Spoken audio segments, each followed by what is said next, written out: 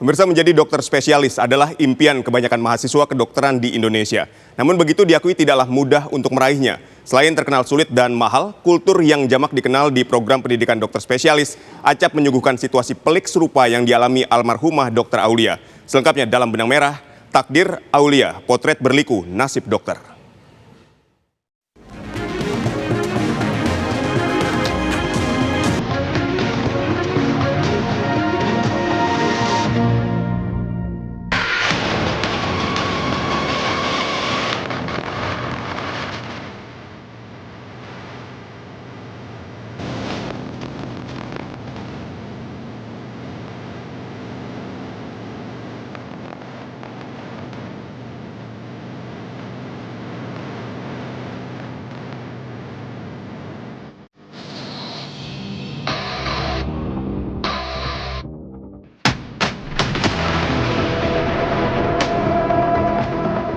Menggemanya kasus kematian Dr. Aulia Risma Lestari bak menyibak tirai betapa berlikunya menjadi seorang dokter, terlebih dokter spesialis di Republik ini. Sudah rahasia umum, bila ingin menjadi dokter ahli, dituntut menempuh jalan berliku yang tidak hanya terjal, tapi juga mahal. Sebab proses itu mengharuskan peserta didik merogoh kantong lebih dalam untuk kuliah lagi di Fakultas Kedokteran. Sudah begitu, ketersediaan fakultas kedokteran yang memiliki pendidikan dokter spesialis juga terbatas. Klop sudah. Kalau mau menjadi dokter spesialis memang lebih berat lagi, ya, karena sudah menjurus ke satu keahlian, contohnya kulit, mata, objek, dan seterusnya. Dan itu betul-betul dituntut bagaimana seseorang harus siap mental dulu ya, karena pendidikannya lama itu Mbak ya, ada 4 tahun sampai 5 tahun. Kemudian setelah itu dia juga harus jaga lagi di rumah sakit, apalagi kalau itu bagian-bagian yang besar, contoh bedah, anestesi, objek, penyakit dalam anak. Itu juga harus merawat pasien di rawat inap. Nah, keberatan-beratan itulah yang menjadi bagian dari beban bagi seorang calon dokter spesialis ya. Tetapi inilah konsekuensi untuk menjadi seorang yang expert ya. Lazimnya ongkos kuliah kedokteran di Indonesia berkisar mulai 15 juta hingga 50 juta rupiah per semester.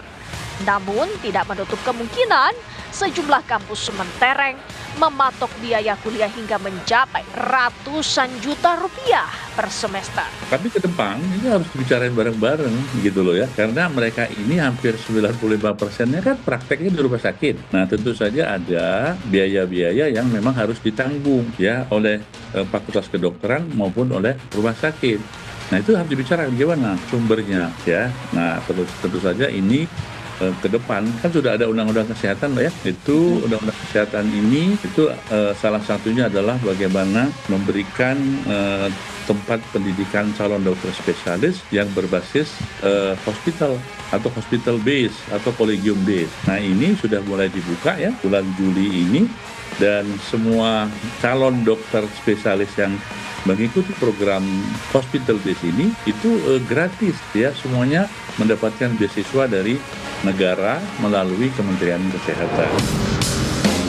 Di samping ongkos studi yang mahal, program pendidikan dokter spesialis atau PPDS disebut-sebut juga kental dengan tradisi senioritas yang dipandang rentan memantik perundungan hingga beragam tindak tidak menyenangkan lainnya.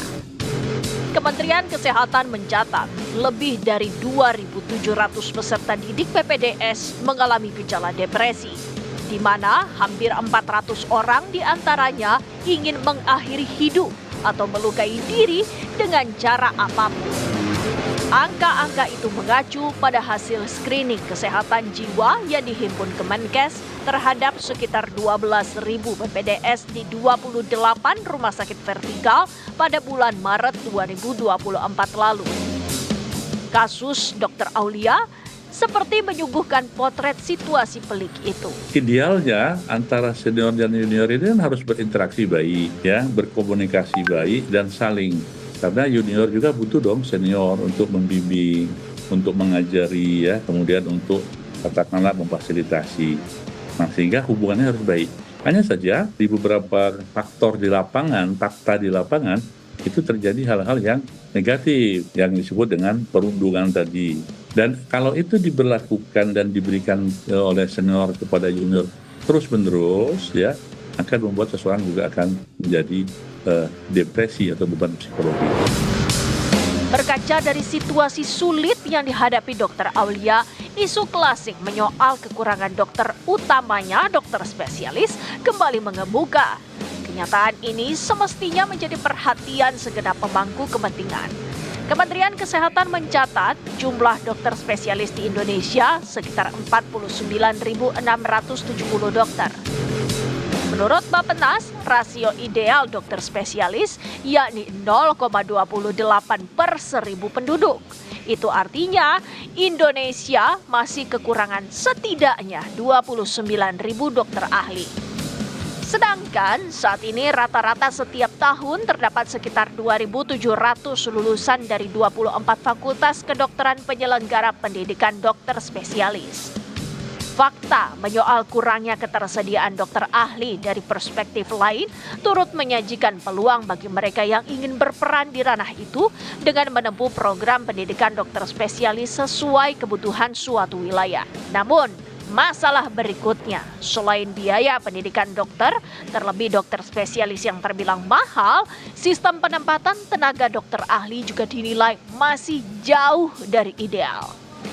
Alhasil, distribusi dokter spesialis juga tidak merata, di mana 59% diantaranya terkonsentrasi di Pulau Jawa. Kementerian Kesehatan membuat program yang disebut dengan transformasi kesehatan. Salah satu programnya adalah melakukan transformasi sumber daya manusia kesehatan, ya, SDM kesehatan. Nah, kalau dalam hal kekurangan, maka kita meminta semua fakultas kedokteran yang ada di Indonesia itu menambah prodinya. Nah, jadi kita minta kepada Kementerian Pendidikan dan Kebudayaan, ayo dong, yang belum mempunyai prodi tadi yang sangat dibutuhkan masyarakat dibuka. Itu yang kedua adalah prodi ini yang sudah ada diminta untuk menambah kuota penerimaan. Sebuah situasi dilematis, di mana di satu sisi ketersediaan dokter ahli dirasa kurang, namun di sisi lain menjadi dokter spesialis juga tidak mudah. Sedangkan Undang-Undang Dasar 1945 mengamanatkan setiap warga negara berhak mendapatkan layanan kesehatan dan negara wajib menyediakannya.